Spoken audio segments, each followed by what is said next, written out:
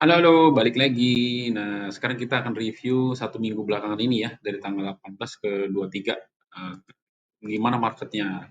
Sebenarnya marketnya ya koreksi biasa lah, normal ya. Ini kita bisa lihat dari QQQ misalnya kan, indeks yang megang saham teknologi, terus tuh dia koreksi berapa nih, 1, 2, 3, 4, 5, 6, 6 hari, terus mantul lagi.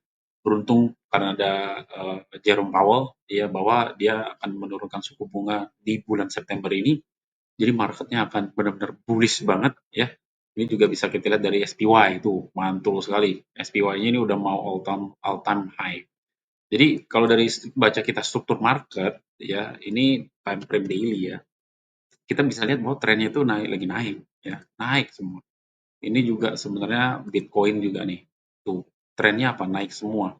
Jadi ya ini penting banget karena kenapa, kita akan memprediksi kemana arahnya gitu ya. Nah ini jadi otomatis trennya naik ya, kita ada support, eh, terus kemudian eh, nah ini kita pakai indikator yang namanya smart money concept dari Luxalgo. Jadi ini sebenarnya yang garis-garis biru ini merupakan institutional buyer nih. Ini yang bikin volumenya banyak, besar, sehingga dia akan membentuk suatu support di sini. Nah, di sini support-supportnya.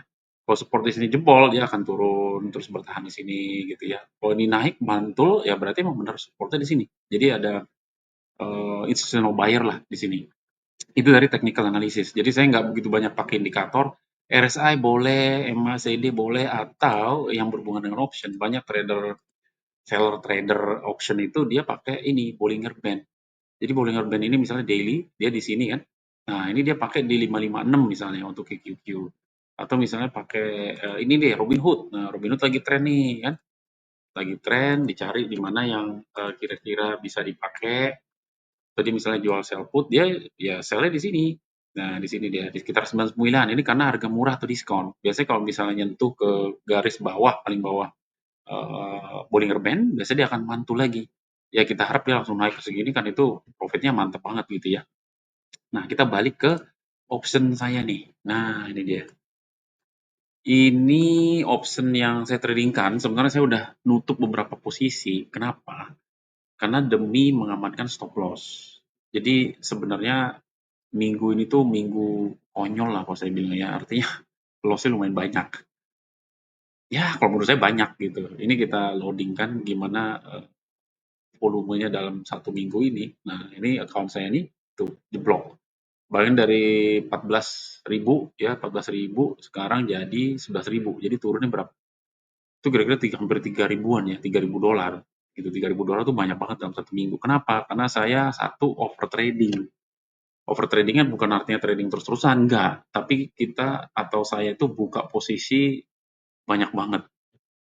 Contoh, ini Nvidia. Oh, Nvidia trennya turun-turun, langsung beli lagi. Kita buka open posisi lagi. Saya pakai bull put credit spread ya, karena eh, enaknya tuh dia butuh marginnya kecil. Margin itu sebenarnya dana yang ditarik sama si broker untuk mengamankan kalau kita terjadi loss, kekalahan atau ya kerugian. Gitu ya.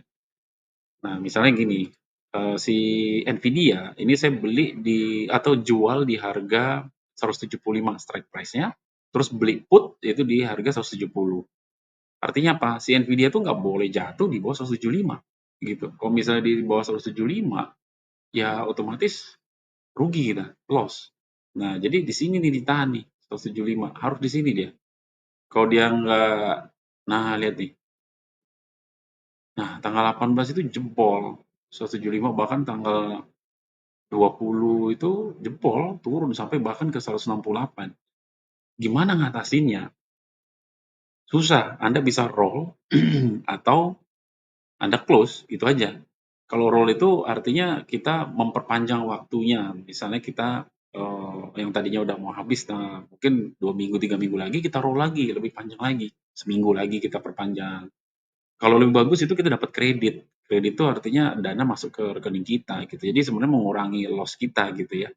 Tapi kalau kita debit itu bisa memperbesar kerugian kita gitu. Jadi makanya agak-agak beresiko. Kalau gue lebih suka pakai yang 100% dari kredit yang kita terima. Misalnya begini, Ini kan kita kredit yang kita terima gini nih, ini kalau misalnya kita buat bracket, bracket ini sebenarnya proteksi kita ya.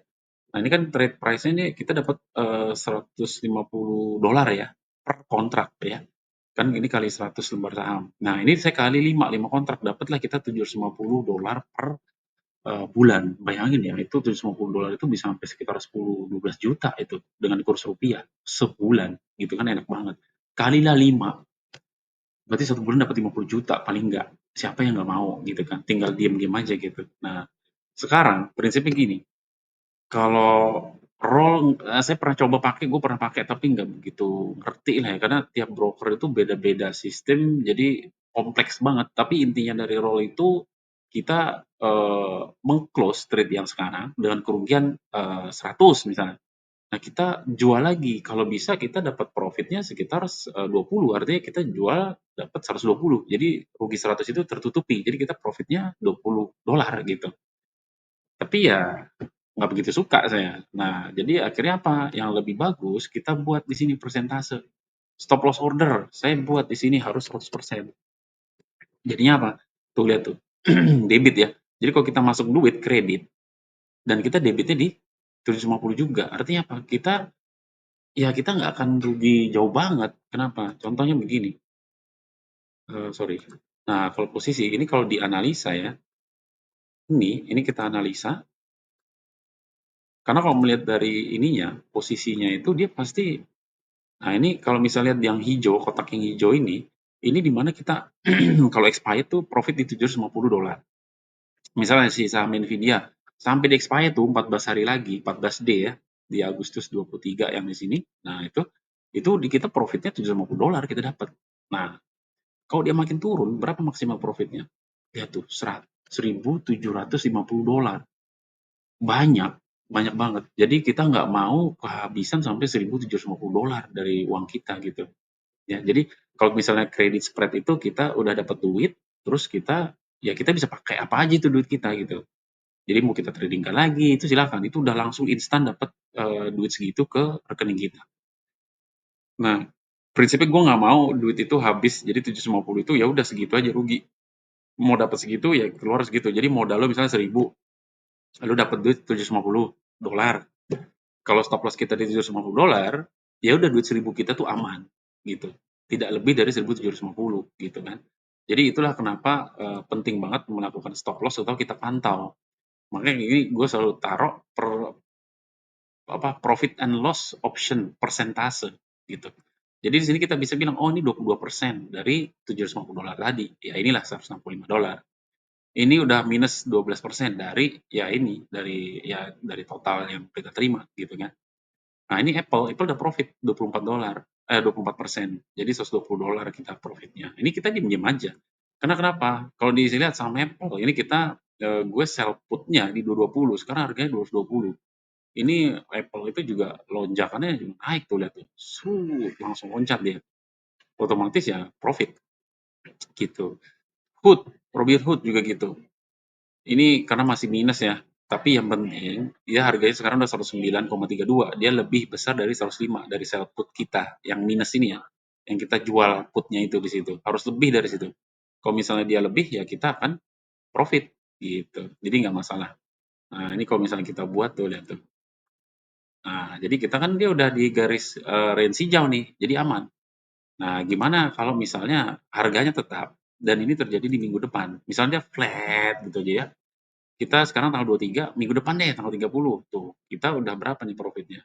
Profit kita nih, tuh $128.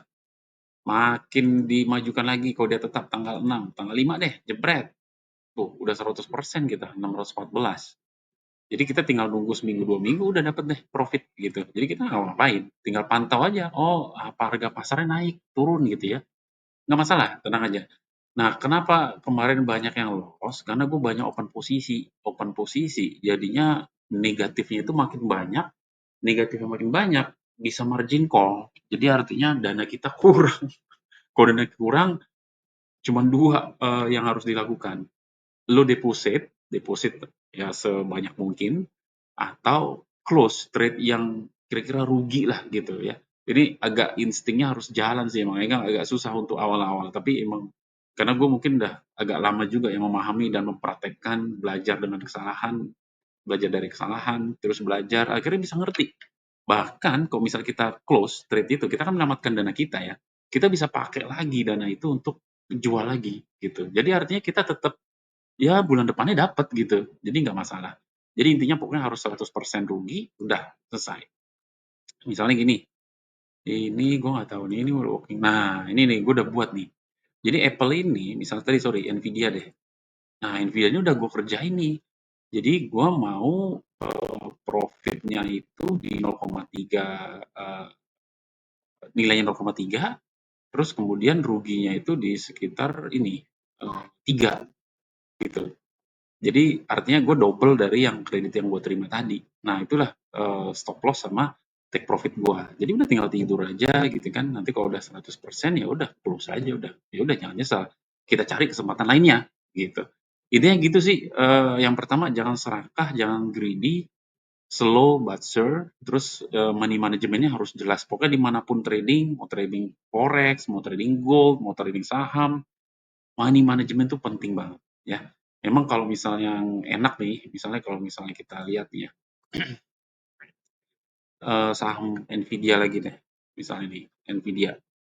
Ini saham Nvidia kalau dari Bollingernya ini udah kita beli nih di harga 172 misalnya gitu kan, 172.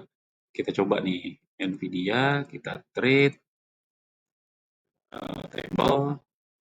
Nah, kita sell put nih pakai wheel strategy, tapi kenapa butuh modal yang besar banget, anggaplah 34 hari lagi ya. Kita sell berapa tuh? 170. Nah, dapatnya gede ini kan $570 kita. Ini 5 kontrak gede banget gue turunin dah nih jadi satu tuh kan. $575, tapi kita butuh sekitar ini nih. Oh, buying power efeknya. Sebenarnya bukan segini ya, bukan 4.500 ya buying powernya ya. Sebenarnya kalau misal kita nanti ini kena atau kita kena assignment, kena tugas, kita harus beli gitu kan. Karena ke sell put itu kan kita harus wajib membeli gitu. Itu harus butuh modal sekitar 16.425.